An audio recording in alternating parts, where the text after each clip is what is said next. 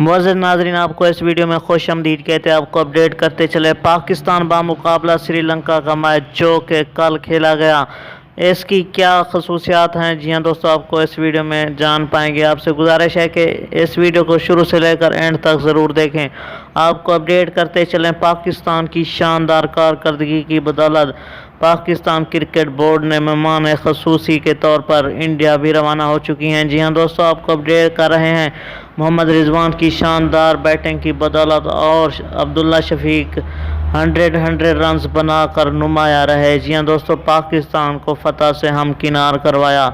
आपको इस वीडियो में और बताते चलें कि हसन अली की बॉलिंग ने भी अपना काम खूब दिखाया। जी हाँ दोस्तों, श्रीलंका को बहुत बड़े नंबरों से शिकस्त हुई और मोहम्मद रिजवान और बाबर आजम का मज़ीद कहना था कि हम इसी फतवाहात को जारी रखेंगे अगले मैचेस में।